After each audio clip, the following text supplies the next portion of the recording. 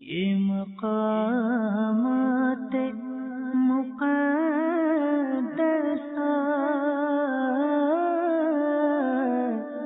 یہ مقامات مقدسہ اللہ والوں سے ہے جو وابستہ،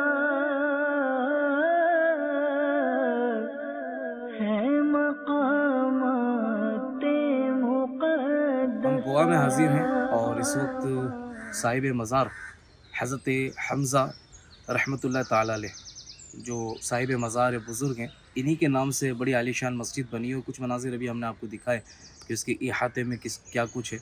وہیں ماشاء اللہ الکریم مسجد کے بالکل بیک سائڈ میں ایک قبرستان موجود ہے، اور قبرستان کو بھی بڑے خوبصورت انداز میں انہوں نے مینٹین کیا ہوا ہے۔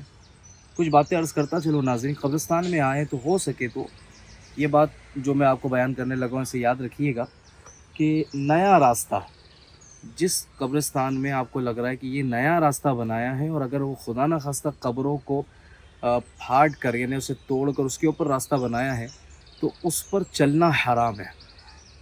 بعض لوگ جب تدفین کے لیے آتے ہیں تو تدفین کے دوران کیا کرتے ہیں کہ جب اپنے عزیز کو دفنایا جا رہا ہوتا ہے تو اس وقت یہ ہوتا ہے کہ اپنے مرحوم کو، اپنے عزیز کو قبر میں اتارنے کے لیے دوسرے کی قبروں پر پیر رکھ دیتے ہیں۔ یاد رکھیے، مسلمان کی قبر پر پیر رکھنا یہ حرام ہے۔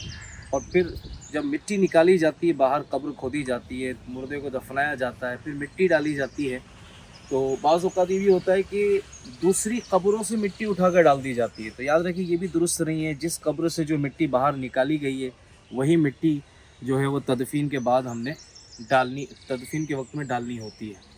اسی کے ساتھ یہ بھی عرض کرتا چلوں، بعض اوقات قبر کے اوپر موم بتی جلا دیتے ہیں، آگ جلاتے ہیں، یہ درست نہیں ہے۔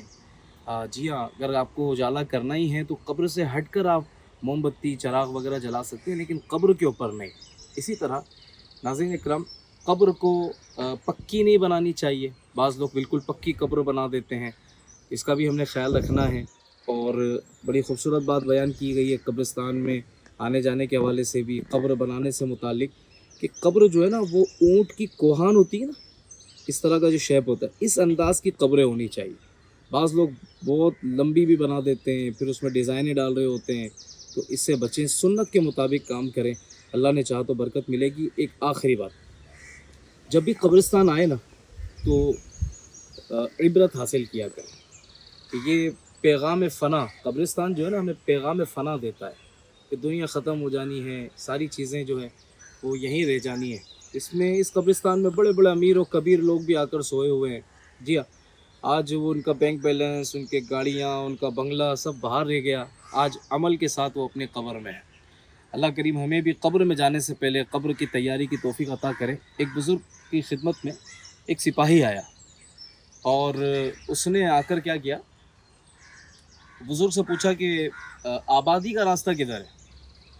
تو آپ نے اسے ایک سمت دکھائی کہ ادھر آبادی ادھر ہے۔ جب وہ گیا تو دیکھ کر آنے کے بعد بڑا غصے میں تھا، کیونکہ وہ قبرستان کا راستہ بزرگ نے بتایا تھا۔ اب وہ جا کر جب واپس آیا تو بڑے تیش میں تھا، اس نے بزرگ کو مارا، آپ کو یعنی خون نکال دیا، اس نے تکلیف پہنچائی، اور کہنے لگا کہ میں نے تم سے آبادی کا پوچھا تھا، تم نے مجھے قبرستان کیوں بھیجا ہے؟ اللہ اکبر! وہ بزرگ کا جو فرمان تھا بڑا چوٹ کرنے والا تھا۔ آپ نے ارشاد فرمایا، میں نے یہی دیکھا ہے کہ لوگ آبادی سے نکل کر یہیں آباد ہو رہے ہیں، یعنی لوگ جو ابھی جہاں رہ رہے ہیں نا وہاں سے نکل کر یہیں آ کر آباد ہو رہے ہیں۔ اور ایسا ہی ہے کہ ہم اپنے اپنے گھروں سے، اپنی بستیوں سے نکل کر کہاں آباد ہو رہے ہیں؟ قبرستان میں آباد ہو رہے ہیں۔ تو جہاں رہنا ہے اور نہ جانے کتنا عرصہ رہنا ہے، وہاں کی تیاری ہماری آلموسٹ زیرو کے برابر ہے۔ میرے پیارے اسلامی بھائیوں، اس ویڈیو کو عبرت کے طور پر بنانے کی کوشش ہے کہ ہم قبرستان آئیں تو علم دین جو بیان کیا ہے اس کے مطابق عمل بھی کریں، ایصال ثواب کریں، اور جو احتیاطیں بتائی ہیں اس کے مطابق کریں، اور پھر قبر میں جانے سے پہلے قبر کی تیاری کر لیں۔ اللہ کریم ہم سب کو قبر کے عذاب سے بچائے۔ یقیناً ان میں سے کئی قبریں ایسی ہوں گی جس میں جنت کے باغ ہوں گے، ایسی قبریں بھی ہوں گی جس میں عذاب ہو رہا ہوگا، لیکن بظاہر ساری قبریں ایک جیسی نظر آ رہی ہیں۔